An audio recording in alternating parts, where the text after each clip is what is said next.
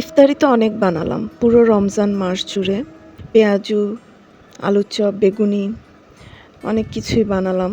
প্রত্যেক দিন না হলেও হয়তো সপ্তাহের মধ্যে 2-1 দিন মিস গেছে। সবসময় তো আর ভাজা পোড়া খেতে ভালো লাগে না, অন্যান্য রকমও করেছি। তো সেই ইফতারির জিনিসটা দিয়েই আমি আজকে একটা ফেস প্যাক তৈরি করে নিচ্ছি, ফেসে অ্যাপ্লাই করব। তো ফেস প্যাকটা কীভাবে তৈরি করলাম ডিটেলসে দেখতে চাইলে কমেন্টসে জানাবেন।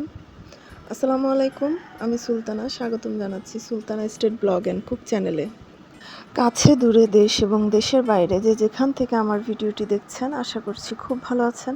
আলহামদুলিল্লাহ, আমরাও ভালো আছি আল্লাহর অশেষ রহমতে। তো আজকে আপনাদের সাথে একেবারে রমজান মাস জুড়ে শেষের ইফতারি, লাস্ট ইফতারি শেয়ার করছি। পুরো ডিটেলসে শেয়ার করতে পারবো না, মাঝে মাঝে একটু একটু করে শেয়ার করছি। তো এখন ইফতারিটা রেডি করছি। ছোলা সেদ্ধ করা, এখানে আলু দিয়ে রান্না করে নিচ্ছি।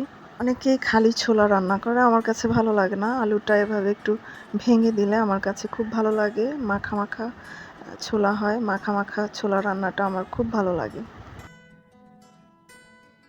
তো এদিকে আমার ছোলা রান্নাটা কমপ্লিট হয়ে গেছে। আর এখন আমি এই যে পেঁয়াজুর ডালটা তো আগে থেকেই ফ্রিজে করে রেখেছিলাম, এখন শুধু পেঁয়াজ মরিচ মশলাগুলো মেখে নিচ্ছি। এখানে কাঁচা মরিচ কুচি, তারপর পেঁয়াজ আর রসুন কুচি, আর একটু জিরা ধনিয়ার গুঁড়ো, মরিচ গুঁড়ো, হলুদ গুঁড়ো দিয়ে লবণ দিয়ে স্বাদ অনুযায়ী মেখে এখন পেঁয়াজুর শেপ দিয়ে পেঁয়াজগুলো ভেজে নিচ্ছি।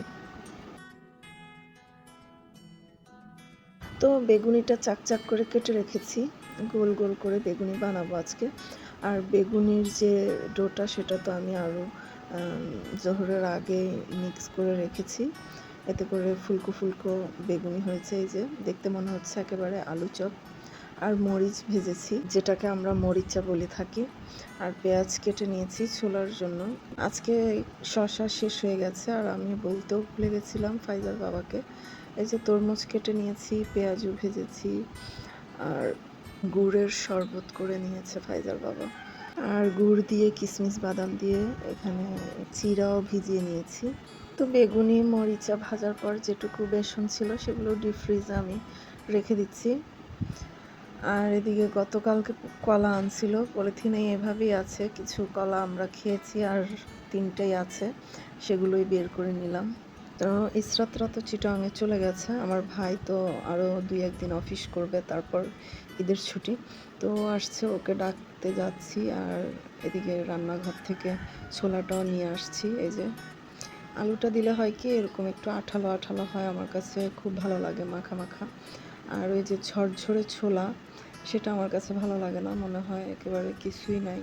আমার প্রতিবেশী জাহেদ ভাইয়ের বউ বাড়িতে গেছে, তো জাহেদ ভাইও একা, তো জাহেদ ভাইকেও ডাকলাম ইফতারি করার জন্য। তো সবাই ইফতার করে কথা বলতে বলতে মাগরিবের সময় চলে যাচ্ছিল। তো সবাই একসাথে ঘরের মধ্যেই নামাজ পড়ে নিচ্ছে। মনে হচ্ছে আমার ঘরটা এখন আল্লাহর ঘর, আল্লাহর পবিত্র মসজিদ ঘর মনে হচ্ছে এখন আমার ঘরটাকে।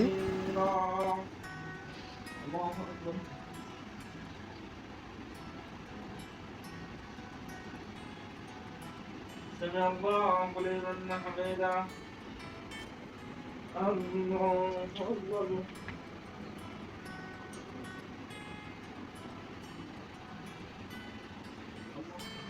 الله أكبر.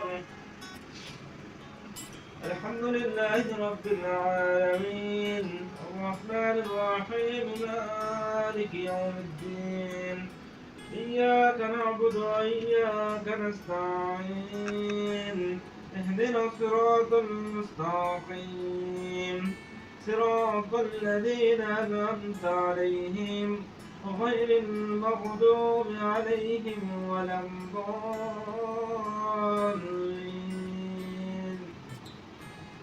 يوم يقوم الروح والملائكة صفا لا يتكلمون إلا من عزن له الرحمن وقال صوابا ذلك اليوم الحق فمن شاء اتخذ.